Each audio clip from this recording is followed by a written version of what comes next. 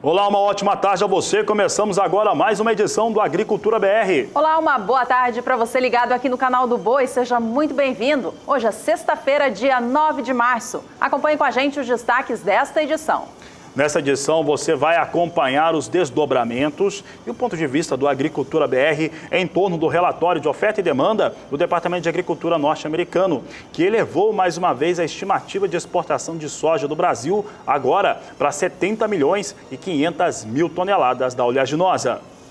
Quebra da safra de soja argentina já chega a 12 milhões de toneladas na visão de alguns órgãos do próprio país. Nessa edição do Agricultura BR, você vai ver muita tecnologia que foi apresentada e está sendo apresentada na Expo Direto Cotrijal.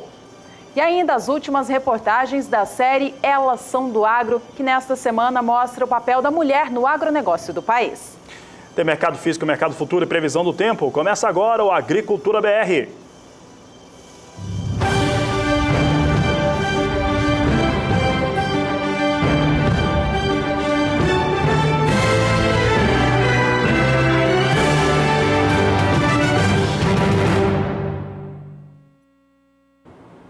A programação do Canal do Boi está especial esta semana em comemoração ao Dia da Mulher. Ao longo dos últimos dias, você acompanhou aqui no Agricultura BR reportagens e entrevistas exclusivas que mostram a trajetória de sucesso que as mulheres do agronegócio têm traçado no Brasil. Uma semana muito especial, sem dúvida, e que teve o seu ápice nesta última quinta-feira. A Agricultura BR fez um programa especial de um espaço reservado. Juliana até cantou no dia de ontem, não foi, Juliana? Mentira! Mais ou menos, mas de qualquer maneira recebemos uma orquestra, a Orquestra Prelúdio, que participou conosco, e reportagens e entrevistas muito especiais de mulheres que fazem história através do agronegócio. Pois é, recebemos no nosso estúdio a Juliana Casanato, que é apresentadora do Canal do Boi também e é apresentadora do Bom Dia Produtor. Ela comentou com a gente a respeito desse novo formato, não é, Fabiano, que o Bom Dia Produtor começou nesta semana desde o dia 5 de março. Tivemos outras atrações também e, é claro, sempre muita informação de mercado. Exatamente, nós agradecemos especialmente as mulheres que participam desse programa, durante toda a semana. O quadro Elas São do Agro, em especial a produção do Agricultura BR, a Lúcia Santos e também a Suelen Buzinaro, que participaram diretamente dessa produção, e também as pessoas que estiveram conosco, em especial a vice-governadora do Mato Grosso do Sul, Rose Modesto, e também a deputada federal e presidente da Frente Parlamentar da Agropecuária, Tereza Cristina Correia da Costa. A gente vai rodar agora algumas imagens desse dia especial desta última quinta-feira, para você de casa que perdeu a programação poder ver um pouquinho de como foi essa edição especial. Na tela você acompanha agora o estúdio que o Agricultura BR apresentou o programa nesta última quinta. Nós saímos aqui do estúdio convencional e fomos para um ambiente bastante bonito e agradável, o espaço gourmet do SBA. Você vê imagens na tela da Orquestra Prelúdio, que abrilhantou ainda mais a nossa edição, né, Fabiano? Exatamente, tivemos ali a participação dele, está aí o maestro Martinelli, um grande violinista, teve a participação aqui dos nossos colegas da casa, esses músicos principalmente que estiveram conosco, fizeram uma grande diferença. Eu quero agradecer também a participação do telespectador, do internauta, que através das mídias sociais deram um retorno muito positivo, gostamos bastante das suas participações. E o Agricultura BR desta sexta segue ainda neste clima. Você vai ver agora mais uma reportagem da série Elas São do Agro, que mostra a força da mulher no campo. Eu tenho uma pergunta para você, Fabiano. Quem disse que mulher não pilota máquina agrícola? Eu é que não fui. É mesmo aquela história que mulher não dirige, é uma tremenda bobagem. Carro é coisa de mulher, sim, porque a maior parte dos motoristas são mulheres e, pelo jeito, máquina agrícola também. Também. E a gente vai ver agora na reportagem do Kleber Rabelo que a Camila, nem mesmo com um bebê de 6 meses no colo, deixou de cumprir com as atividades no campo.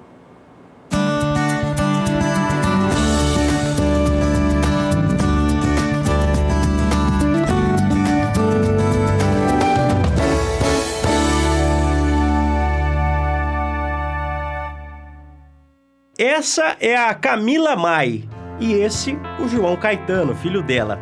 Se fosse para arriscar um palpite em relação à profissão da Camila, qual seria o seu? Será que alguém conseguiria adivinhar que ela é operadora de máquinas agrícolas? Isso mesmo, ela opera essas grandes máquinas que, na maioria dos casos, são controladas por homens. E essa é a grande paixão da vida dela. Na verdade, uma delas, porque a maior é esse bebezinho que tem 6 meses de vida, o João Caetano, que em nenhum momento atrapalhou a profissão da mãe. Na verdade, ele se tornou companheiro de cabine, porque pode acreditar, ele acompanha ela na colheita. Porque aqui na Fazenda Graça de Deus, lugar de mulher é pilotando máquina agrícola, não é mesmo, Camila? É isso mesmo. E me fala uma coisa, o João, que tem 6 meses, não atrapalha você? Nem um pouco. E você leva ele junto? Levo. E a gente pode acompanhar? Claro. Então vamos lá? Por favor. Bom, agora eu vou subir e a gente vai fazer uma entrevista com ela enquanto ela pilota lá.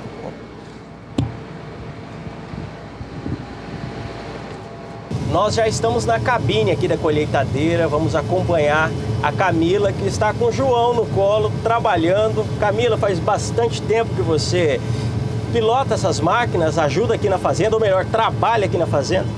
Tem uns 7 anos que eu piloto máquina agrícola já. Olha, você está com um bebê de 6 meses no colo, você comentou que até dá de mamar você já deu com ele no colo, trabalhando, colhendo soja. Sim, eu já dei até de mamar para ele. Diz uma coisa, você como mulher, pilotando uma máquina agrícola, que é um trabalho que foi rotulado como masculino, você já enfrentou algum tipo de preconceito? Você acha que existe isso? Ou para você foi tranquilo? Não, isso existe até hoje, isso não acaba tão fácil também não. Aqui na região eu falo que é extremamente masculino esse trabalho, então preconceito não acaba não. Como que você se sente sendo uma mulher, fazendo um trabalho, então, rotulado como um trabalho masculino e desempenhando tão bem? Eu vi que é o seu pai que passa a máquina para você. Como que você se sente? É uma exclusividade, né? Que não tem, você vê na região, é completamente masculino. Todo mundo fica encantado quando quem não conhece. Quem conhece já é uma coisa normal, já é um cotidiano. Mas quem não conhece fica abismado. E até agora que eu comecei a trazer o João, então nem se fala. E nessa história ninguém fica mais orgulhoso do que o Elcio, pai da Camila e avô do João. É um orgulho só, porque ela começou muito nova, né, com 15 anos de idade, operando máquina, e pegou paixão pela coisa, e hoje ela já tem a máquina dela, ela presta serviço nessa área. O pessoal sempre toma até um susto quando vê ela operando uma máquina daquele tamanho. E como profissional, ela é boa profissional? Excelente, ainda mais que a minha filha, né? Agora, seu Elcio, ela está com um bebê. Como fica o coração do senhor quando vê sua filha e seu neto na máquina pegando gosto por algo que é de família? É muito bom isso, que você vai estar vendo a sequência do negócio. É emocionante? Muito, demais.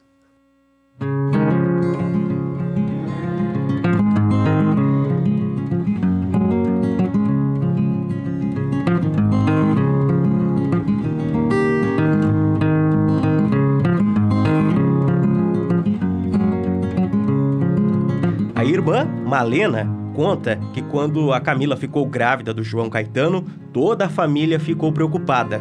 O medo era do bebê impedir que a Camila seguisse com a paixão pelas máquinas. A gente ficou preocupado da gravidez mudar a vida dela, porque é um ambiente muito masculino, não é fácil, ela anda em muitas lavouras, longe de casa, né? E com a vinda do bebê a gente ficou com medo disso dar uma atrapalhada.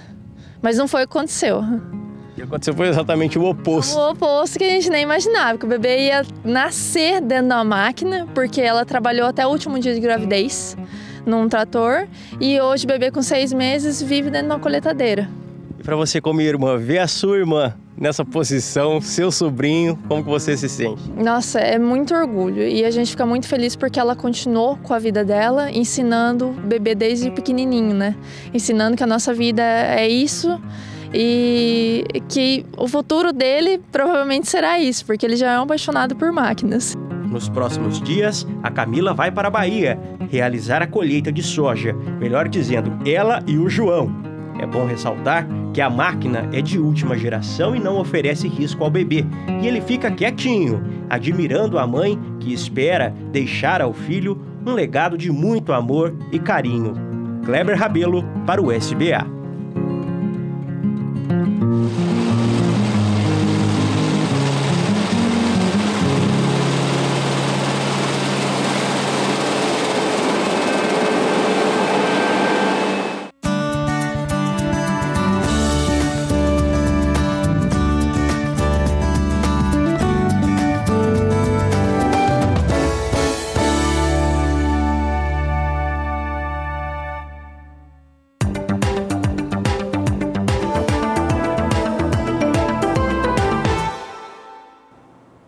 O tema continua sendo soja, porque a colheita, como você viu ali, com as meninas trabalhando no campo, ela continua. E na região sul do Brasil, a questão climática tem trazido alguns impactos. Você vai ver agora com a Juliana Rezende como é que fica a previsão do tempo. Boa tarde, Juliana. Olá, boa tarde a todos. A colheita da soja na região sul segue avançando. O Paraná é o estado mais adiantado, já com em torno de 40% de áreas já colhidas no estado do Paraná. Agora, a umidade do solo está um pouco mais baixa, mas especialmente é no Rio Grande do Sul que isso acontece por conta da diminuição das chuvas ao longo das últimas semanas. Nas demais áreas da região sul, a umidade ainda segue um pouco mais elevada, em torno de 80%. Nos próximos dias, tem predomínio de tempo firme na maior parte da região sul. Pode chover de maneira fraca e isolada entre o norte gaúcho até o Paraná, mas são aquelas pancadas de chuva que não atrapalham o andamento das atividades no campo. No decorrer da segunda semana é que a chuva volta de maneira mais intensa para a região sul, mas principalmente para o estado gaúcho. Então volta a chover na maior parte do Rio Grande do Sul, na fronteira oeste, é onde a chuva acontece de maneira mais intensa e os acumulados podem passar até de 70 milímetros em apenas 5 dias. Nas demais áreas da região sul, como o estado de Santa Catarina e também o Paraná, a chuva não acontece de maneira tão significativa e principalmente é o estado do Paraná que recebe as menores pancadas de chuva, ou seja, o menor valor acumulado em apenas 5 dias. No decorrer da terceira semana, até pelo menos o dia 24 de março,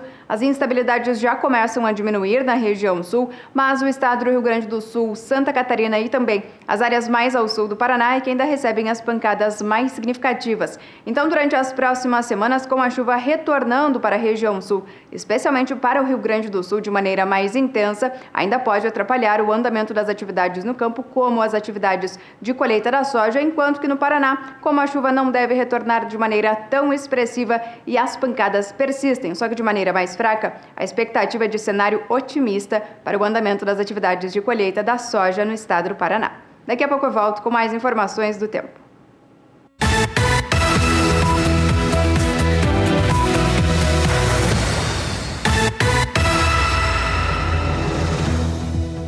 O preço pago pela saca da soja nos portos do Brasil segue próximo aos R$ 80, mas em alguns locais já opera abaixo disso. Aquele pico de preço que a gente viu acontecendo no fim da semana passada e início dessa já começa a reduzir.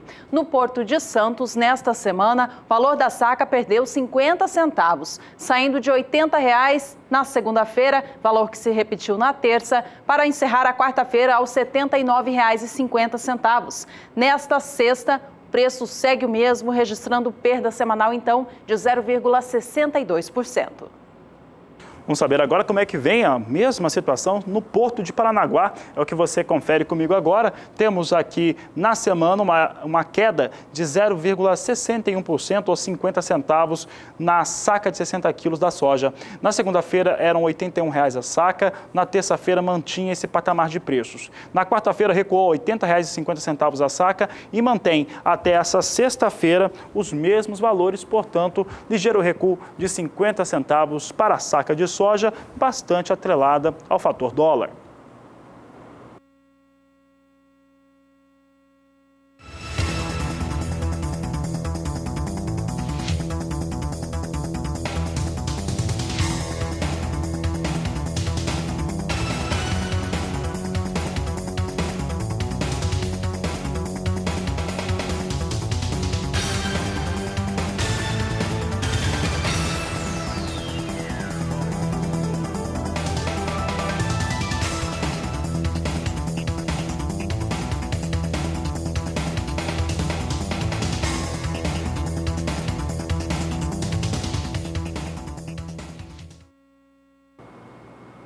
E quem trabalha com soja quer saber mesmo do que aconteceu com o relatório de oferta e demanda que foi apresentado nesta última quinta-feira pelo Departamento de Agricultura norte-americano. Olha só. Se nós fôssemos fazer um resumo, e é isso que o Agricultura BR faz, enxerga esses pontos que são bastante interessantes e influenciam, trazem impactos diretos ao mercado e, consequentemente, à sua rentabilidade. Olha só, o Departamento norte-americano reduziu a estimativa de exportação dos Estados Unidos em 950 mil toneladas. Esse é o primeiro ponto. Um outro ponto, também falando de redução, é em torno da Argentina. A Argentina também teve redução agora nas exportações. É importante lembrar que na Argentina todo mundo fala bastante, tem estimativas muito baixas em torno daquilo que pode ser produzido. A Agricultura BR traz 2 vezes por semana de órgãos diferentes lá da Argentina esses dados. Mas o Departamento de Agricultura norte-americano reduziu também a estimativa de exportação em quase 2 milhões de toneladas de soja. Ora, se teve essa situação toda de rebaixamento nas exportações ou estimativas norte-americanas e também da Argentina, alguém tem que exportar mais. E diferentemente do que a Conab divulgou na mesma data, na quinta-feira pela manhã, o Departamento norte-americano elevou em 1,5 milhão de toneladas a estimativa de exportação brasileira de soja. Agora, ela chega a 70 milhões e 500 mil toneladas, é um número extremamente elevado. Se isso vier a acontecer, é histórico em todo o mundo. Você está vendo aqui os dados de exportação para Estados Unidos, Brasil e Argentina.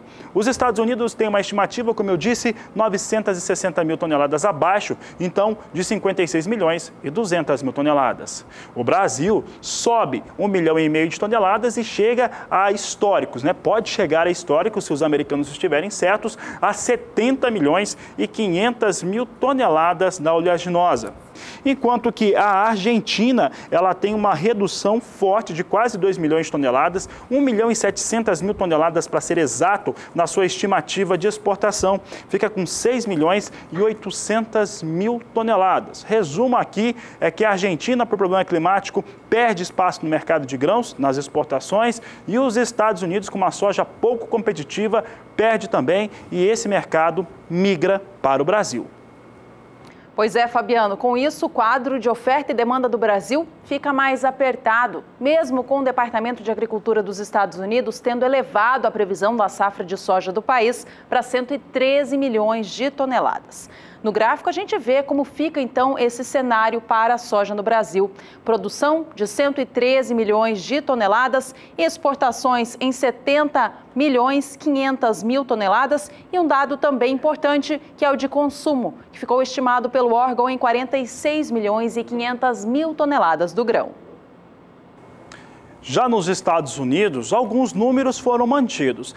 Claro que a safra norte-americana já foi toda retirada dos campos, então ali não tem alteração. Como você viu, há uma queda nas exportações norte-americanas, na estimativa, agora de 960 mil toneladas da oleaginosa, enquanto que no consumo interno norte-americano há uma elevação. Veja só os dados conosco, porque por lá também tem aumento nos estoques dos Estados Unidos. Produção mantém-se estimada em 119 milhões 520 mil toneladas, as exportações recuam 960 mil toneladas, enquanto que o consumo interno norte-americano sobe 280 mil toneladas para 57 milhões 110 mil toneladas. Agora chama bastante atenção aqui da equipe da Agricultura BR os estoques dos Estados Unidos. Os estoques dos Estados Unidos, eles estão elevados, eles estão acima de 15 milhões de toneladas, chegam a 15 milhões e 100 mil toneladas, 680 mil toneladas acima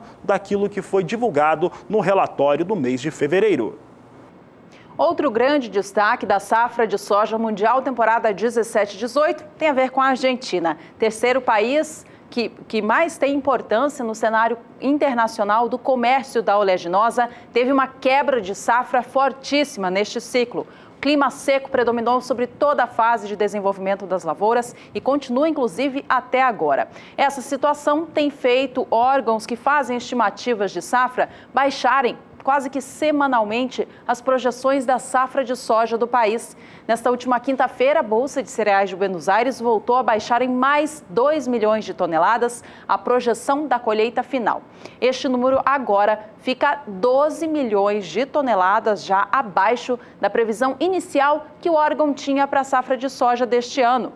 A gente acompanha na tela agora como que foi o resultado desses cortes feitos pela Bolsa de Cereais de Buenos Aires e os números até agora. Veja que a projeção inicial apresentada lá no ano passado indicava uma safra de 54 milhões de toneladas para o país. Em fevereiro, o órgão começou a assimilar essa quebra de safra e baixava na semana do dia 1º para 51 milhões a projeção da safra. Dias depois, reduziu para 50 milhões de toneladas essa expectativa, baixando semanalmente mais uma vez essas projeções. No dia 22 de fevereiro já eram 47 milhões de toneladas esperados, no dia 1º de março 44 milhões e nesta última quinta, dia 8 do mês, Bolsa de Cereais de Buenos Aires mostrando a sua nova projeção, 42 milhões de toneladas do grão. Portanto, um número muito abaixo do que se esperava no início da temporada. Um outro órgão que também faz o acompanhamento da safra na Argentina é a Bolsa de Comércio de Rosário, que nesta última quinta-feira também apresentou as suas expectativas em relação a essa nova safra. Apontou que 80% das lavouras de soja do país, semeadas na chamada segunda etapa, se encontram com condições de regulares a ruins. E olha, não há dúvida que é positivo para o produtor brasileiro, é positivo para as exportações nacionais quando quebra na Argentina ou os Estados Unidos tem dificuldade. E é isso que está acontecendo no momento. Isso melhora o mercado porque tira produtos. E não é só os órgãos argentinos, aliás, por lá tem analista de mercado dizendo que a produção de soja não vai chegar nem a 40 milhões de toneladas. Isso é um dado importante que corre na imprensa argentina, mas nós usamos aqui os órgãos oficiais, a Bolsa de Rosário, Bolsa de Cereais de Buenos Aires, como a Juliana destacou. O Departamento de Agricultura norte-americano, como você já viu nas nossas edições do Agricultura BR, claro que fala sobre a Argentina porque é o terceiro maior player do mundo. Só que eles são mais comedidos, principalmente na hora de confirmar uma queda em torno da produção daquele país e mais ainda nas exportações. Esses dados mexem muito com o mercado, então eles demoram um pouco mais para confirmarem. Mas confirmaram, continua bastante otimista os Estados Unidos ou o Departamento de Agricultura norte-americano em relação à produção da Argentina, porque olha só, até fevereiro, ao contrário de todos os órgãos da Argentina, o departamento americano estimava 54 milhões de toneladas de soja. Agora reduz para 47 milhões. Esse número de 47 milhões de toneladas, ou em torno de 47 milhões de toneladas, eram que os órgãos argentinos estavam dizendo lá pela primeira quinzena, fechamento da primeira quinzena do mês de fevereiro. Então, por acaso, nós trazemos aqui um dado que vai mostrando que há uma tendência ao Departamento de Agricultura norte-americano daqui a pouco começar a trazer números bem parecidos com esses que a Juliana acabou de apresentar em torno dos órgãos daquele país. Por falar naquele país, eu vou falar agora dos Estados Unidos, porque hoje, um pouco mais cedo, teve a confirmação de vendas avulsas de soja para destinos não declarados e também para a China. Para a China, o Departamento de Agricultura norte-americano informou que exportadores privados venderam 183 mil toneladas de soja. Em relação a países com destino não declarado, foram comercializadas 205 mil toneladas, todas elas com entrega na temporada 2017 e 2018. É um fator positivo para o mercado? É.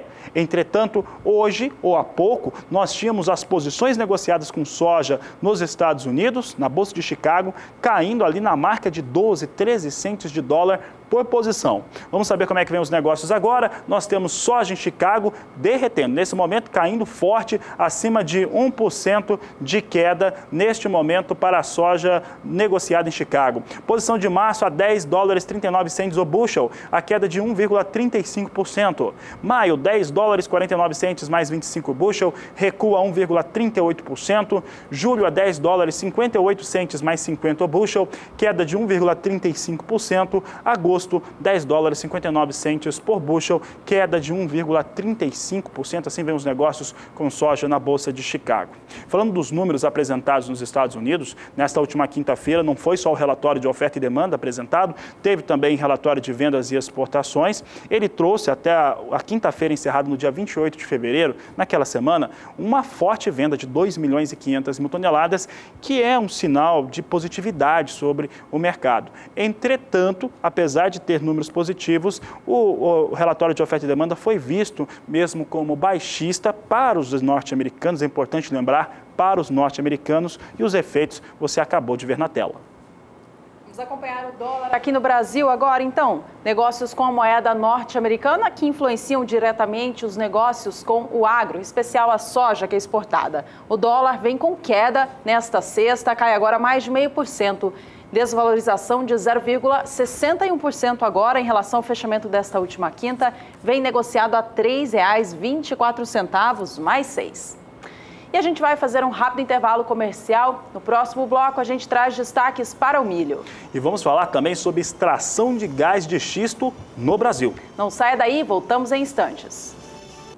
A Agricultura BR agora fala sobre um tema bastante interessante e que tem sido pauta de várias discussões também no meio do agronegócio, principalmente lá nos Estados Unidos, no estado do Texas. Eu estou falando da extração de gás de xisto por método de perfuração.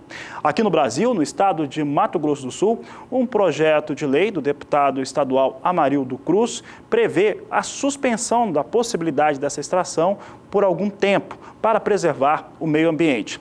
Este é o assunto da entrevista do Agricultura BR de hoje.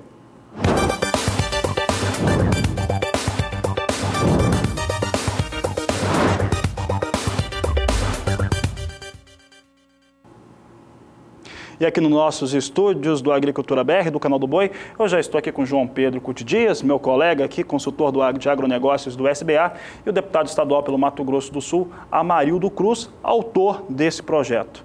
Amarildo, um prazer recebê-lo aqui no Canal do Boi para essa entrevista, que fala sobre um tema bastante importante, que é da sua autoria, esse projeto dessa suspensão. Quando que o senhor percebeu a necessidade de ter uma prevenção e quais são os principais parâmetros para ter essa definição em torno da necessidade de preservar mesmo o ambiente aqui no Mato Grosso do Sul? Boa tarde. Boa tarde, Fabiano. Em primeiro lugar, satisfação estar aqui com vocês. Boa tarde, João Pedro, a toda a sua equipe. É importante a gente discutir essa questão. Acima de tudo, eu acho que vocês dão uma abertura importante aqui para o nosso estado para que a gente possa fazer. Há uns 2 anos atrás, aproximadamente, principalmente na região ali do Vale do Ivinhema, Costa Leste, divisa com São Paulo, aqui do nosso estado, a Petrobras andou fazendo algumas sondagens. E nós tomamos conhecimento a respeito disso, de que tinha algumas equipes sondando a possibilidade da existência de xisto, de gás de xisto ou de folhelo na região. E ao tomarmos esse conhecimento, eu até fiz um requerimento pedindo informações a respeito disso. E na época a Petrobras fez uma resposta muito vaga, muito sem nenhum critério objetivo, e não nos disse contundentemente, objetivamente, o que queria com isso, qual era a previsão, se existia ou não o xisto, se tinha o interesse da extração ou não. E agora, o ano passado, em setembro, dias antes de acontecer o leilão, nós tomamos conhecimento de que seria aberto o leilão no Rio de Janeiro para as empresas que quisessem fazer a exploração do gás de xisto aqui no nosso estado, na bacia do Rio Paraná, que envolve 17 municípios. E aí ficamos sabendo que era resultado daquela sondagem que foi feita aqui no nosso estado, e mais o estado de São Paulo e do Paraná participariam desse primeiro leilão. Na verdade, em 18 estados encontraram xisto, nesses 3 resolveram fazer o primeiro leilão para exploração em função de que a maior concentração está exatamente nesses 3 estados. Isso iniciou um ano passado uma discussão muito forte no estado de São Paulo, no estado do Paraná, e eu acompanhei isso junto com a minha equipe, começamos a estudar o assunto, conversar com ambientalistas, com cientistas, com pessoas que obviamente conhecem mais a questão, E percebemos que lá no Paraná e em São Paulo foram feitas audiências públicas e uma discussão mais acurada que resultou em projeto de lei também, como eu estou apresentando aqui no Estado hoje, tanto em São Paulo quanto no Paraná. Em São Paulo, foi apresentado por um grupo de deputados na Assembleia Legislativa daquele Estado um projeto de lei que proibia a extração do gás de xisto no território paulista. Esse projeto tramitou na Assembleia Legislativa, foi aprovado, só que foi vetado pelo governador. O governador vetou o projeto, depois o projeto retornou para a Assembleia, não teve força para ser derrubado o veto, então permanece proibido no Estado de São Paulo a extração de xisto. No Paraná, um grupo de deputados também apresentou um projeto depois de uma ampla mobilização. No Paraná teve uma mobilização da sociedade, teve vários municípios que estão lá na mira da extração, que foram feitas audiências públicas, passeatas, câmaras se envolveram, enfim. E na Assembleia um grupo de deputados apresentou um projeto propondo a suspensão por 10 anos, um projeto similar ao que nós estamos apresentando aqui, da extração do gás de xisto lá em território paranaense. E o projeto foi aprovado e o governador sancionou. No Paraná está suspenso por 10 anos a extração de xisto. E nós, estudando isso tudo, o único estado que não fez essa discussão, na minha avaliação, da forma como deveria, foi o Mato Grosso do Sul. Então nós apresentamos o projeto e a justificativa maior é que durante esse período de 10 anos a gente possa discutir melhor a questão, abrir a possibilidade de ter uma extração que não tem um impacto ambiental tão grave como tão grande como através do fracking, né, que é o fraturamento hidráulico, e também a possibilidade do país estar investindo em matrizes de extração de energia, de produção de energia limpa. Renovável. Seja renovável, limpa, que é energia eólica, energia solar, que eu acho que tem que ter um investimento maior. E a preocupação fundamental, Fabiano, é que desses 3 estados, São Paulo, Paraná e Mato Grosso do Sul, que eu conheço tão bem, todos nós conhecemos, somos todos vizinhos, eu acho que o nosso estado talvez seja um dos que mais perdem, entendo o risco desse tipo de extração de xisto. Pela própria natureza nossa, pela composição, a forma como o nosso estado é um estado rico em recursos hídricos. Esses 3 estados estão sob o aquífero Guarani, uma grande parte está aqui, sob o território sul-mato-grossense. Nós temos aqui 2 bacias hidrográficas das mais importantes do mundo, que é a do Paraná e do Paraguai. Recursos hídricos abundantes. Onde você anda por esse estado, você vê rios, vê córregos, vê lençol freático alto, né? E o solo também, porque tem o risco da contaminação do solo. Então, quer dizer, a perda para nós é incalculável. Então, acho que no nosso estado nós temos a obrigação de fazer essa discussão de uma forma mais aprofundada. Então, essa proposta, esse projeto, na verdade, ele vem para que a gente possa discutir essa questão, para que a gente possa realizar audiências públicas, e nós já pedimos, a primeira deve ocorrer dia 16 de abril na Assembleia Legislativa. Vamos estar, obviamente, convidando todos os setores, principalmente o agronegócio, os produtores, os trabalhadores, aqueles que geram riqueza no nosso estado, que eu acho que isso é do interesse de toda a sociedade, na verdade, né? Levar pesquisadores, cientistas, a universidade, o empresariado, de uma maneira geral, é fundamental para que a gente possa discutir uma questão que impacta a todos nós. João Pedro, sobre esse assunto, né, a gente já comentou isso algumas vezes, nós chegamos a ter alguns momentos, né, nos Estados Unidos, no Texas, faltou água para o gado. A grande questão é a seguinte, a questão energética é uma questão muito complexa. O Brasil quebrou nos anos 70 porque nós dependíamos 80% do petróleo importado. Uma hora para outra o petróleo aumentou 5, 10 vezes e o Brasil, o então presidente Ernesto Geisel, não teve uma opção política de fazer a realidade, foi levando a subsídio ao combustível fóssil e tal, e o Brasil quebrou. A década perdida de 80 é fruto desse problema. Aí o Brasil descobriu as grandes reservas de campos e foi a caminho para a autossuficiência brasileira. Aqui, 12, 13 anos atrás, o Brasil identificou uma reserva bilionária de barris de petróleo no pré-sal. Aí que vem a questão, no pré-sal, quando surgiu os números do pré-sal, falar que o Brasil podia ser uma nova Arábia Saudita, não chegava a tanto, mas era um volume expressivo no pré-sal, havia muito questionamento. O pré-sal vai ter problema ambiental, é muito caro extrair do pré-sal, o pré-sal não é inviável e tal. Porém, a Petrobras continuou trabalhando no pré-sal, continuou investindo no pré-sal E hoje nós temos mais da metade do petróleo do Brasil é do pré-sal, a um custo extremamente competitivo e sem nenhum problema ambiental. Sim. O maior mercado de extração de petróleo, de produção de petróleo a partir do fracking é nos Estados Unidos. É bastante polêmico esse assunto nos Estados Unidos. Primeiro, porque você tem que injetar água quente, dezenas de produtos químicos, a pressão para poder quebrar.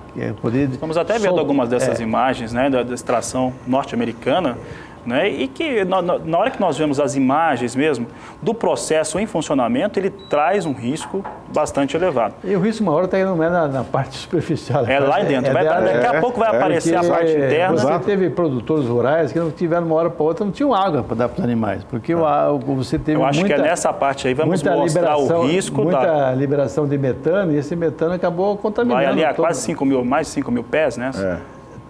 Acabou contaminando. Essa pressão, João, você que conhece bem, essa pressão é feita por água, água quente. Água quente para subir o gás. E uma série de solventes. Até se questionam quais são os solventes que tem. Muitas vezes o produtor não sabe o que está colocando embaixo dele. Lógico, os Estados Unidos tem um outro conceito de uso da terra. Aqui no Brasil, tudo que é do subsolo é da União. Nos Estados Unidos, não. O proprietário da terra é dono da área. Muitas vezes os caras viram uma oportunidade de ganhar dinheiro. Ganharam dinheiro. Agora, a grande questão... Olha o lençol freático sendo ultrapassado pela... Seria uma operação extremamente arriscada e com risco. Porque se o Brasil usar essa reserva que nós temos de água, principalmente na agricultura, se você houvesse condições, aqui no estado não temos nenhum plano de uso de água. Sim. Poucos estados da federação têm, Rio Grande do Sul, Minas Gerais, tem. Usar essa água e procurar transformá-la como fonte de alimentos e criar condições de termos de energia. Hoje, por exemplo, nós estamos vivendo uma fase em que a queda do custo de instalação de usinas, tanto seja eólicas ou seja fotovoltaica, caiu violentamente. Hoje elas são competitivas. Os próprios leilões que o governo faz, A-3, A-5, as fontes de vento e as fontes solares já tem centenas de... No caso da energia solar, o próprio custo dos equipamentos para instalação em residência, né, João, já caiu. Também. Os estados incentivaram. Aqui no Brasil não caiu tanto por causa da questão tributária. Mas alguns estados têm incentivado no ICMS, têm feito uma diferença. Se nós investirmos nessas energias que hoje mostram-se as grandes energias do futuro, e o próprio motor a combustão é um motor que tem um prazo de validade, ou seja, daqui 15, 20 anos, o mundo inteiro vai mudar a matriz energética. Não é porque o Trump está hoje nos Estados Unidos que vai mudar toda a regra, não. Você vê claramente, especialmente na China, que é o grande poluidor, há uma preocupação de estimular a indústria de carros elétricos.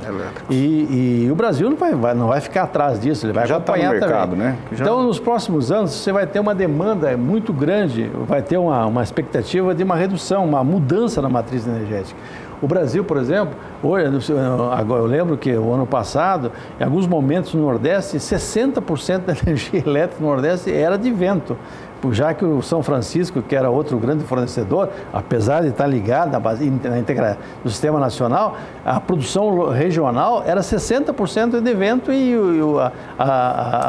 as hidrelétricas do Rio São Francisco estavam bastante reduzidas a produção em função da falta de água.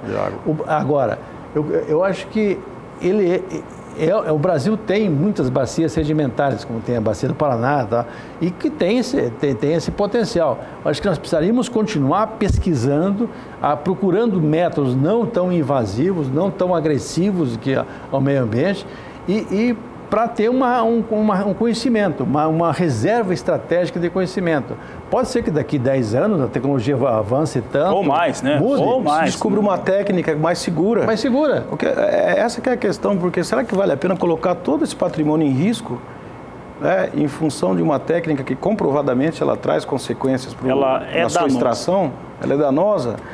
Então, e o nosso estado, com as características que tem, impacta diretamente a economia do nosso estado. E João, você até para fazer essa analogia aqui, o produtor rural está em casa, o produtor rural do estado de São Paulo, né, tem um perfil de ter propriedades menores, Paraná também tem um perfil assim também, Mato Grosso do Sul talvez umas propriedades maiores, a característica do estado, mas são é uma situação que essa extração, nós sempre costumamos falar aqui o seguinte, que o maior defensor do meio ambiente é o produtor rural. Sim. Se você tem uma circunstância, né, na qual você põe em risco a água, não existe patrimônio maior num país e principalmente numa propriedade rural do que a sua água, a água que ela tem, ele coloca ali todo o seu patrimônio também numa situação de risco, de perder isso por conta dessa contaminação. Em relação ao projeto que está tramitando no Mato Grosso do Sul, que está mais atrasado em relação a São Paulo e também Paraná principalmente, como é que está o apoio em relação a ele, deputado? Essa semana a Assembleia, depois voltou do recesso, foi montada as comissões. O projeto agora foi encaminhado para a principal comissão, a primeira que deve analisar, que é a Comissão de Constituição e Justiça, que analisa os aspectos jurídicos, de legalidade e constitucionais do projeto. Então, a previsão é que agora até o final do mês de março ele já tramite nessa comissão. A nossa audiência pública está prevista para o dia 16 de abril. Então, nós já teríamos um parecer da CCJ nessa audiência pública e logicamente que ele deve ser encaminhado à Comissão de Meio Ambiente, com certeza absoluta, e talvez a Comissão de Desenvolvimento, Indústria e Comércio, o agronegócio também deva tramitar por essas comissões. Eu acredito, Fabiano, que no máximo até maio, junho, final do primeiro semestre, nós teremos o projeto já em condições de ser votado. E eu espero, durante todo esse período, que a gente possa ampliar a discussão. Como é que está sendo discutido com a sociedade? Sindicatos rurais, Federação da Agricultura, é o que nós queremos, universidades, sim, pesquisadores, é o que nós Embrapa. Queremos nessa Embrapa, exatamente, todos esses setores, é o que nós queremos reunir nessa primeira audiência pública. Nós temos feito algumas reuniões localizadas, conversado com alguns setores, com universidades, com algumas empresas, com o governo do Estado, com o IMASU, com a Secretaria Estadual de Meio Ambiente, dos municípios impactados, essas 17 prefeituras, as câmaras de vereadores, as autoridades desses municípios têm que estar envolvidas nessa discussão, porque impacta diretamente o seu território. Nós queremos reunir todo esse público no dia 16 de abril, que aí nós já teremos o parecer da constitucionalidade do projeto. Do ponto de vista jurídico constitucional, acho que não tem nenhum problema. Não tem, em São Paulo não teve problema, no Paraná não teve problema, aqui também com certeza absoluta não deve ter problema, mas precisa passar pela CCJ.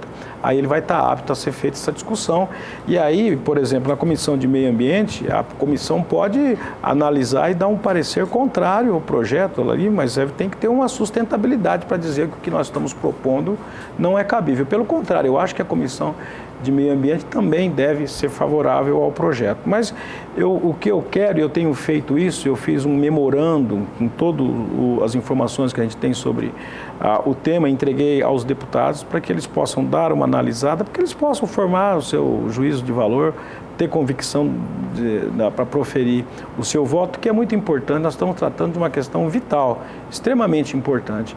Então, eu acredito que esse trâmite todo até o meio do ano a gente consiga percorrer e aí poder o projeto, espero, ser aprovado. Sendo aprovado, aí tem uma outra fase que é nós já temos envolvido o governo do Estado, o governo também se sensibilizar e o governador poder sancionar o projeto de lei. Era importante que vocês conseguissem trazer o pessoal da ANP, da Agência Nacional de Petróleo. Sim. Petrobras, porque a Petrobras foi aqui, aí matou o leilão. Tem um centro de pesquisa. Sim. O debate começa na Petrobras, que não faz aquisição, né? Ela ganhou, né, o direito de fazer essa exploração aqui no nosso estado, então com certeza ela tem que estar presente. E também, quanto à pesquisa, eu acho que a pesquisa pura e simples, é importante que ela se mantivesse, né, durante o período. Sim. Envolvendo, avaliando os riscos. A produção comercial só poderia ter endosso após uma confirmação de nenhum problema. Sem dúvida. É o que eu sempre falo, João, ninguém é contra a extração do gás. Pelo contrário, a matriz de energia, o Estado tem essa disponibilidade. O que nós estamos questionando aqui é os impactos da forma de extração, que aí também tem um limite da segurança, que nós temos que ter prudência e responsabilidade.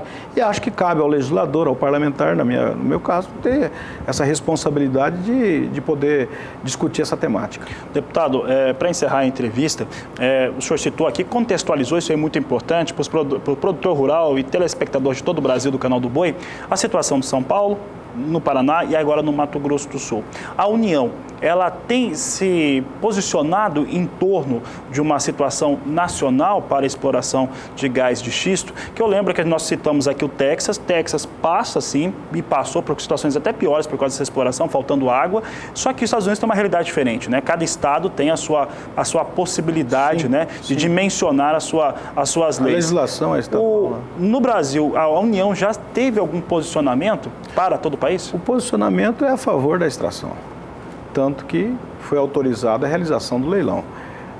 O que tem, e eu acho que é um aliado que nós temos nesse questionamento, pelo menos na possibilidade de potencializar, de amplificar a discussão, é o Ministério Público Federal, que inclusive já tem ações ajuizadas nas instâncias superiores, propondo a suspensão imediata em função de uma série de justificativas que são colocadas nessas ações, que trazem esses levantamentos, esses estudos que é de conhecimento público. Se você for na internet fazer uma pesquisa, não precisa ser muito aprofundada não, um pouco vaga, você já vai ter conhecimento de imediato, 90% no mínimo do que está colocado ali, gera uma preocupação muito grande. Então o Ministério Público também nós devemos chamar nessa audiência pública para que ele possa se manifestar, já que tem um entendimento do impacto ambiental danoso que teria essa extração no nosso território. Tá certo, deputado Amarildo Cruz, obrigado pela sua participação aqui no Canal do Boi. João Pedro, obrigado por estar participando conosco aqui no programa de hoje. O senhor está sempre bem-vindo a voltar no programa e nós vamos acompanhar essas audiências públicas aqui no Mato Grosso do Sul. São nossos convidados, estejam lá presentes. Isso afeta diretamente o produtor rural. Afeta Sim, diretamente com certeza, o produtor rural. A economia e o produtor rural que é a base da nossa economia. Qualquer contaminação de água, as consequências são extremamente danosas. Temos acidentes gravíssimos recentes no Brasil e que não podem ser desconsiderados, ainda mais quando a experiência de um país até bem mais desenvolvido em tecnologia, que é os Estados Unidos, tem experiências péssimas em relação à extração de gás de xisto. Cidades nos Estados Unidos chegaram a ficar sem água durante o período por causa da extração. O americano investiu muito nisso em função de uma questão estratégica. Ele dependia muito de petróleo importado e surgiu a oportunidade dele ficar autossuficiente. Hoje ele é autossuficiente e vai disputar, vai ser um exportador de líquido de petróleo. Porém, o custo o custo aprendizado. A contrapartida é muito alta. João Pedro, obrigado. Deputado Amarildo Cruz, obrigado pela participação. Obrigado, Fabiano. Eu que agradeço. Bom, e a gente segue aqui com a Agricultura BR, aqui dando sequência às atrações do programa.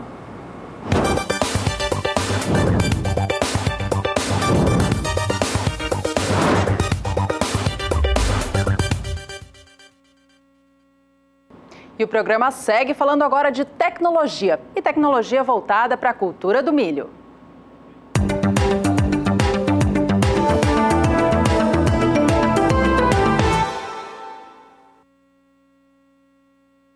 A empresa gaúcha Vence Tudo, que já ganhou 7 prêmios no setor, lança uma nova plataforma de colheita do cereal. É o que a gente vai acompanhar agora na reportagem de Annelise Nicolodi. A agricultura moderna se transformou em um grande negócio. Isso inclui máquinas cada vez mais especializadas. Na produção de grãos, o milho é uma das culturas mais mecanizadas. Colheitadeiras capazes de colher até 26 fileiras de uma só vez. Cada vez está mais no detalhe, né? Hoje não é mais só vir aqui e simplesmente colher, né? A diferença está no detalhe. E a gente vem buscando, juntamente com o agricultor, né, ajustar essas melhorias e nisso vai surgindo as ideias, né, e a gente vai adaptando conforme a necessidade do cliente. A gaúcha Vence Tudo, líder mundial na fabricação de plantadeiras e plataformas para colheitadeiras, tem investido pesado para desenvolver equipamentos capazes de satisfazer o produtor rural que busca agilidade, eficiência, comodidade e, acima de tudo, o rendimento. A série de plataformas batizada de Bocuda já ganhou 2 prêmios Gerdau Melhores da Terra, a maior premiação da América do Sul para o setor de máquinas e equipamentos agrícolas. A gente tem um desafio muito grande lá fora, né? Porque, digamos assim, toda a produção externa lá dos Estados Unidos, que é um exemplo, é muito maior do que a nossa. Então, é um sistema totalmente diferente, né? E a gente buscando mercados lá fora, a gente consegue ter acesso a novas tecnologias e acaba trazendo para cá também. A gente só vai ganhar, né, digamos assim. E o que a gente precisa é estar observando, né, essa tecnologia que existe lá fora e adaptar para nós aqui. Mas vem mais novidade por aí. Há 2 anos, a empresa começou a testar uma nova série de plataformas para a colheita. Os testes estão sendo realizados nessa fazenda, em Cruz Alta, no Rio Grande do Sul. A nova plataforma testada pela Vence Tudo deve garantir uma economia de 30% no consumo de combustível. Outra vantagem é a separação dos grãos da palha, já que apenas a espiga é colhida. Traz um benefício muito grande na parte de combustível, né, para a colheitadeira, onde ele retém menos material da planta, né, e com isso acaba facilitando, né, toda a parte de separação de grãos, né, do sistema em si da colheitadeira e traz esse ganho, assim, o produtor consegue trabalhar com mais velocidade, né, tendo mais produtividade e consumindo bem menos combustível, né. Esse é um dos fatores positivos desse novo sistema. O produtor Jonardo Machiavelli aprovou a tecnologia. Ele está usando a nova plataforma para colher uma área de 470 hectares de milho sequeiro e irrigado. Os resultados já começam a aparecer. A gente busca diminuir o custo de produção, né? Aumentar a rentabilidade, um modelo novo de plataforma sempre, vamos dizer assim, de colheita só de espiga, menos palha, né? E tu consegue bem mais agilidade, né, na tua colheita e ao mesmo tempo você está ajudando uma empresa a produzir um equipamento com mais tecnologia, né? Ainda não há uma previsão de quando o equipamento vai estar pronto para comercialização. Mas uma coisa é certa, a agricultura deve evoluir cada vez mais para cumprir com o compromisso de alimentar o mundo. Ah, sim, isso é favorável. Você não acompanhando a tecnologia, hoje, assim, tipo, praticamente você está fora do eixo de produção, né? Não tem o que fazer, é acompanhar a tecnologia nós hoje. E as atividades com a cultura do milho acontecem por todo o Brasil, em especial em relação ao plantio do milho de segunda safra. Vamos saber então com a Juliana Rezende, da Somar Meteorologia, como que fica o clima então para quem está fazendo plantio. Ela traz os destaques em especial agora para a região centro-oeste do país. Na região centro-oeste, as atividades de plantio do milho safrinha seguem avançando e com ritmo mais intenso. No Mato Grosso, as atividades já foram semeadas em torno de 80% de áreas produtoras do estado. No estado de Goiás, em torno de 60%. É apenas no Mato Grosso do Sul que as atividades ficaram um pouco mais lentas ao longo das últimas semanas e apenas 30% de áreas produtoras já foram semeadas no estado sul-mato-grossense. A umidade do solo, agora na maior parte da região centro-oeste, segue mais elevada ainda, em torno de 80% nos 3 estados. Nos próximos dias, tem previsão de chuva na região. As chuvas mais significativas acontecem entre o Mato Grosso e Goiás, isso por conta da atuação de um corredor de umidade que segue ganhando força. Previsão de acumulados elevados de até 70 milímetros, onde chove com mais intensidade. No Mato Grosso do Sul, chuva mais fraca e mal distribuída. No decorrer da segunda semana, as instabilidades agora na região centro-oeste perdem um pouco mais de intensidade. É apenas no norte do Mato Grosso, por influência da Amazônia, que as instabilidades ainda acontecem de maneira mais persistentes. De maneira geral, nas demais áreas da região centro-oeste, a expectativa é de chuva mais fraca e também com baixos acumulados.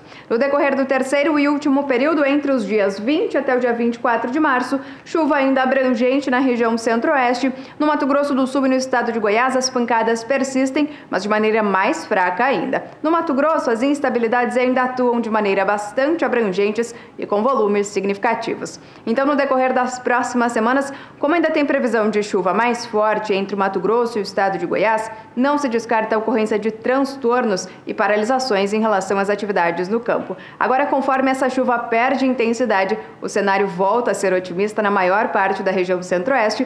Com isso, os produtores de milho safrinha podem dar andamento às atividades de plantio das lavouras. Daqui a pouco eu volto com mais informações do tempo. O clima seco que persistiu sobre a Argentina durante todo o ciclo agrícola 2017-18 também influencia negativamente a cultura do milho, não apenas a da soja. Nesta última quinta-feira, a Bolsa de Cereais de Buenos Aires fez um grande corte na expectativa da safra do cereal do país, baixando em 3 milhões de toneladas é a projeção. Os números indicam o seguinte: enquanto até semana passada a Bolsa de Cereais de Buenos Aires acreditava em uma safra de 37 milhões de toneladas, agora esta previsão cai para 34 milhões de toneladas da oleaginosa, efeito direto do tempo seco sobre as lavouras do país.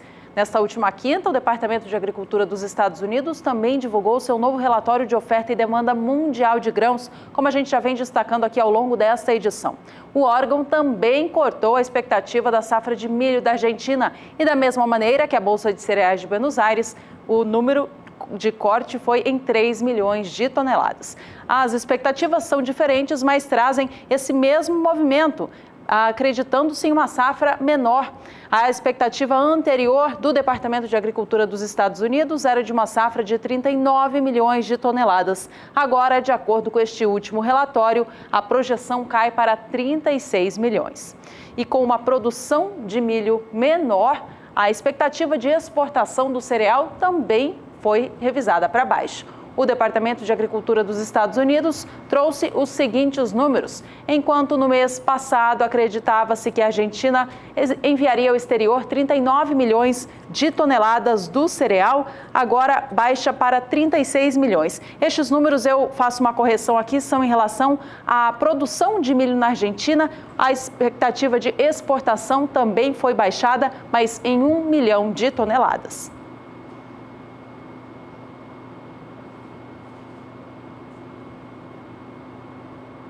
Bom, a gente segue.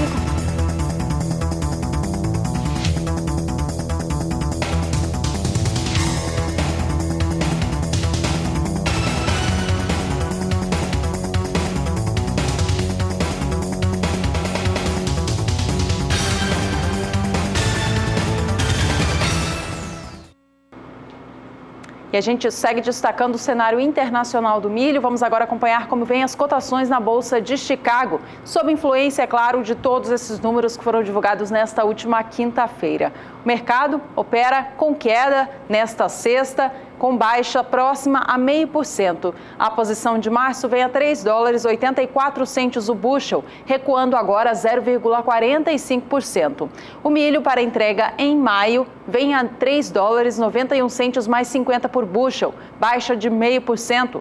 Os negócios para entrega em julho caem 0,43% e negociam um bushel do cereal a $3,98 mais 75, enquanto a posição de setembro vem a $4,03 mais 25 por bushel, com queda de 0,43%. A gente sempre fica de olho nessa marca de $4 por bushel, que é um valor que é visto como positivo a partir daí para este cenário internacional. Bom, e a gente vai agora para mais um rápido intervalo comercial. Ainda nesta edição, a gente traz as projeções para a safra de cana-de-açúcar, que começa oficialmente no próximo mês de abril. Não saia daí, voltamos em instantes. E agora vamos falar um pouco a respeito das perspectivas para o setor sucroalcooleiro do país. Recentemente, aqui no Agricultura BR, você viu uma série de levantamentos de consultorias privadas, principalmente para esse período de março a abril. Você vai ver agora quais são as perspectivas mais atualizadas na reportagem de Gustavo D'Angelo. Vem aí a nova safra de cana-de-açúcar e, como todo mundo sabe, a região noroeste de São Paulo é uma das maiores produtoras de cana do Brasil, mas a produção não tem avançado como o setor gostaria. A última safra foi de 584 milhões de toneladas moídas, cerca de 1,5% menor do que a anterior. E em busca de bons resultados, o trabalho no setor é intenso nessa entre-safra. Em muitas usinas, os equipamentos estão em manutenção. Algumas até apostam na instalação de novas caldeiras para aumentar o volume de produção de energia. Agora, as perspectivas preliminares das consultorias e empresas especializadas no mercado sucroenergético para essa nova safra só devem sair mesmo na próxima semana, na abertura de safra de cana 2018-2019. que vai acontecer no dia 14 de março em Ribeirão Preto, interior de São Paulo. O evento vai reunir líderes de usinas, produtores e fornecedores de cana para debater novas tecnologias, também o RenovaBio, e os riscos e tendências da safra 2018-2019. Neste dia, as consultorias vão divulgar as perspectivas de safra, como a moagem total, a produção de açúcar e etanol e também a qualidade da cana. Vamos aguardar então para ver como vai ser essa nova safra. A gente, é claro, vai acompanhar. Eu volto com vocês nos estúdios. Obrigada, Gustavo. Enquanto a gente aguarda, então, a divulgação dessas expectativas, vamos saber como que vai ficar o clima, então, para essa nova safra de cana que vem aí. Quem traz os destaques é a Juliana Rezende. O desenvolvimento dos canaviais do centro-sul do Brasil vem sendo favorecidos. Isso porque as últimas chuvas vêm se concentrando nas principais áreas produtoras de cana-de-açúcar, que é o sudeste e também o centro-oeste. De maneira geral, a disponibilidade hídrica do solo, tanto nessas regiões do sudeste e do centro-oeste, seguem mais elevados, variando entre 80% até 90%. No decorrer dos próximos dias, tem previsão de chuva justamente nessas áreas. Isso porque um corredor de umidade ainda segue atuando na parte central do Brasil e traz chuvas mais significativas entre Minas Gerais, Espírito Santo, Goiás, até o estado do Mato Grosso. O volume de água nessas áreas mais escuras do mapa é bastante elevado, podendo até alcançar 50 a 70 milímetros em alguns momentos. Então tem risco ainda para temporais nessas áreas e essas pancadas de chuvas mais intensas e frequentes devem seguir mantendo o solo com boas condições hídricas. Nas demais áreas do centro-sul, a chuva também acontece, só que com menor volume. Nas áreas mais ao sul, é o tempo mais seco que predomina, só que tem aquelas pancadas de chuva que acontecem entre o final da tarde e o começo da noite de maneira fraca e também irregular. No decorrer da segunda semana, esse corredor de umidade agora já perde força, tanto que a chuva volta a migrar para as áreas mais ao sul. Novas áreas de instabilidades voltam a avançar pelo Rio Grande do Sul, especialmente pela fronteira oeste.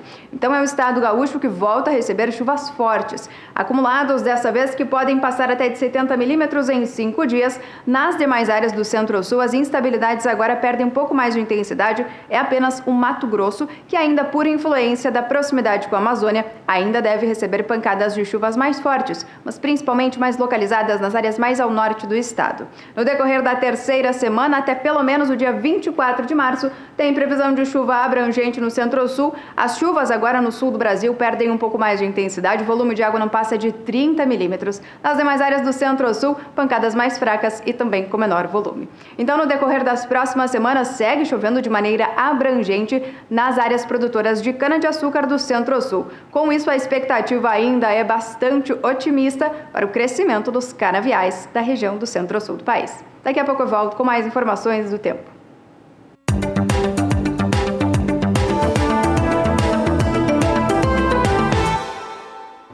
As exportações de café do Brasil no mês de fevereiro foram fracas, tanto em volume quanto em receita. Porém, este número ainda ficou dentro do esperado. Essa é a visão do Secafé, o Conselho Nacional dos Exportadores do Grão. O motivo dessas exportações mais fracas seria também o mês de fevereiro, que tem dias, que é mais curto, né? Tem menos dias.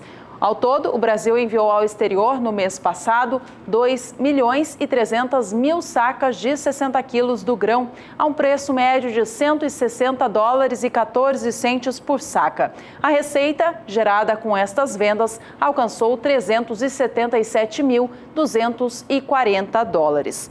Os segmentos que se destacaram nesse mês de fevereiro foram as exportações de robusta, que cresceram um pouquinho na comparação com fevereiro do ano passado, e as de cafés diferenciados, que tiveram uma alta expressiva de 25% na comparação com o mesmo mês do ano anterior. Na visão do Secafé, as exportações do Brasil devem seguir limitadas assim até meados do ano, quando entra a nova safra do grão em julho, e aí deve trazer impacto positivo nas vendas ao exterior. Vamos saber agora sobre o café negociado na Bolsa de Nova York, café arábica. A pressão por lá continua, mas hoje nós temos alguma recuperação para as posições de mais curto prazo. A posição de março, nesse momento, vem a $1,19 a libra-peso, ganha 0,63%, mais que os negócios migrando para maio. Maio vem com $1,20 mais 45 a libra-peso, com alta de 0,12%. Julho vem a $1,22 a libra-peso, com alta de 0,11%. E setembro, $1,24 a libra-peso, totalmente na estabilidade, pequenos ganhos, algumas posições de mais curto prazo, nada que mexa muito com o mercado do café arábica. Vamos dar aquela conferida agora no mercado do café Conilon no exterior, que é o Robusta, negociado na Bolsa de Londres. Negócios nesta sexta-feira vêm com alta para esta variedade de café. Veja só, a posição de março sobe 0,82%, vem a um patamar acima de $1.800 a tonelada, negociando a $1.825. A posição de maio opera a $1.775, subindo hoje 0,85%. Julho também sobe bem, 0,61% de elevação e negocia a tonelada do café Robusta a $1.796, enquanto a posição de setembro, $1.796 da mesma forma.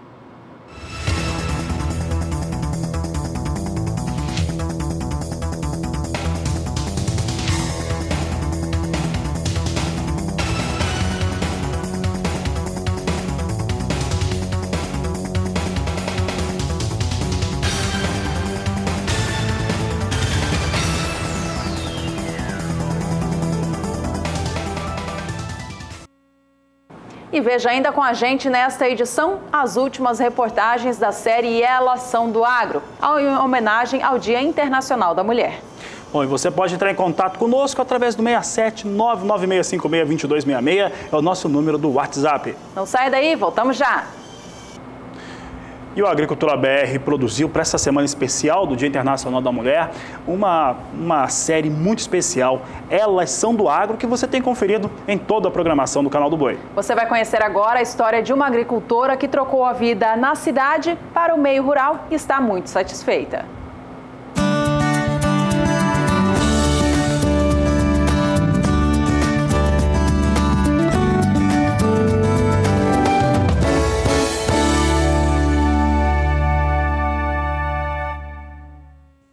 De 2013 para 2017, a participação das mulheres na administração das propriedades rurais aumentou, passando de 10% para 30%. Os dados são do Censo Rural do IBGE. O cenário, antes formado por homens, vem ganhando um toque feminino. Um exemplo de determinação e coragem nós encontramos no município de Sidrolândia.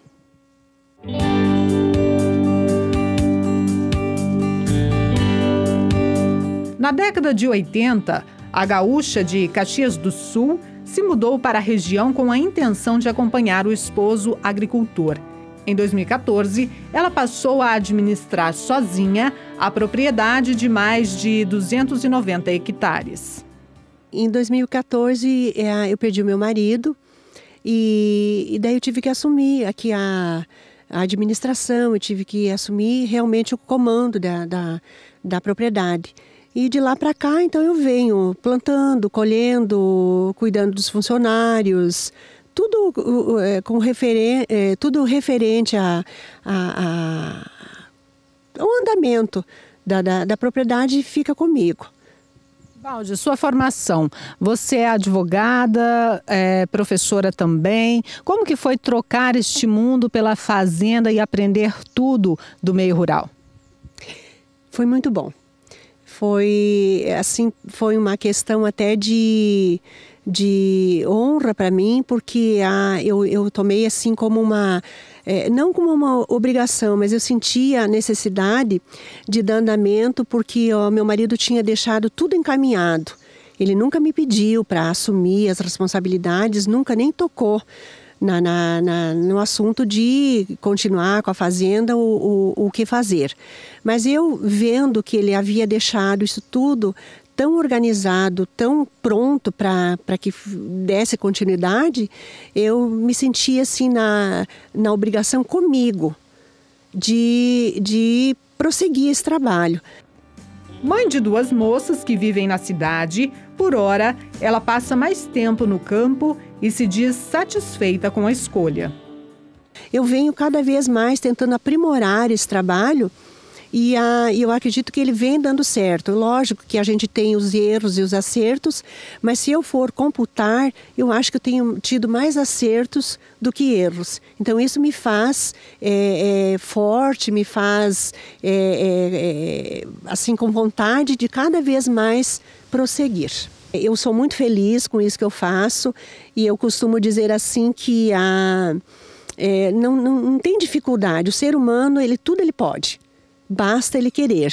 E eu sempre quis, eu sempre fui uma pessoa que eu me considero assim, uma pessoa forte, eu me considero uma pessoa que não tenho preguiça de lutar e eu sou feliz. Eu sou, de verdade mesmo, assim, do fundo do coração, eu me considero uma pessoa feliz.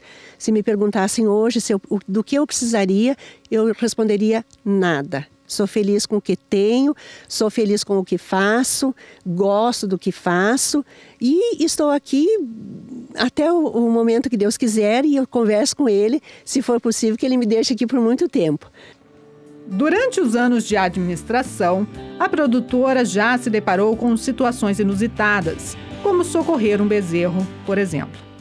A dona Cida é minha fiel amiga. Ela me ajuda em todas as horas, eu gosto muito do trabalho dela e da amizade, enfim, tenho um carinho enorme por ela. E aí nós fomos tratar desse bezerro. E como a gente não conseguia, eu resolvi pegar no colo esse bezerro e carreguei ele para um outro lado, para tentar melhorar a situação. Então foi bastante interessante, porque eu fiquei toda suja, e aí ela até brincou que ela gostaria de ter tido uma câmera para tirar uma foto e mandar para as minhas filhas, que eu fiquei toda suja, o rosto, os braços, as mãos, enfim. Então foi interessante, foi engraçado, mas a gente conseguiu. Finalmente deu tudo certo. A fé é o sustento desta mulher brasileira que carrega no rosto o sorriso e a certeza de que agradecer é o caminho para a felicidade. Sinceramente, eu acho que felicidade é isso.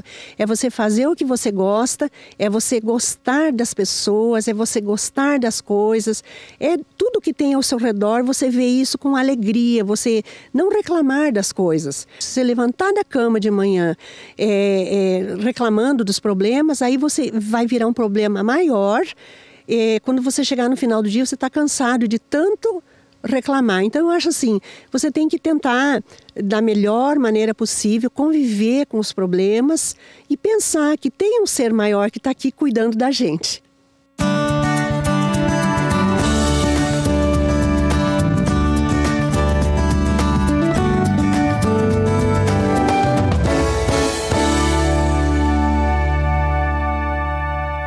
A Expo Direto Cotrijal encerra nesta sexta-feira em Não Me Toque, no Rio Grande do Sul. Entre os lançamentos apresentados neste ano está uma variedade de trigo, indicada para o pastejo de bovinos.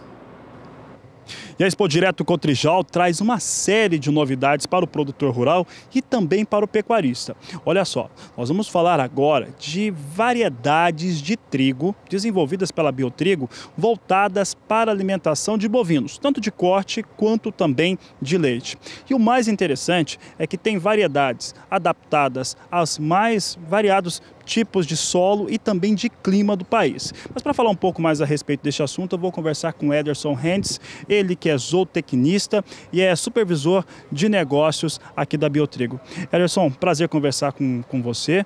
Aqui nós estamos acompanhando essas variedades que são voltadas para a alimentação animal. Qual que é a principal característica desse trigo desenvolvido aqui pela empresa? Boa tarde, Fabiano. Ele é um trigo que ele é posicionado especificamente para silagem, ou seja, produção de volumoso conservado.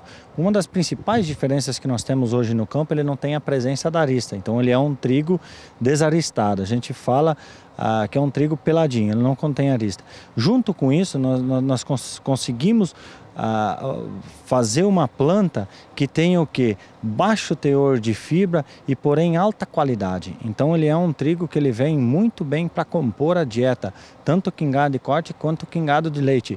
E a parte boa, você consegue produzi-lo assim durante o inverno E ainda você consegue liberar a área durante o verão, pensando-se nas principais culturas, soja, milho, para alimentação de grãos, no caso, né?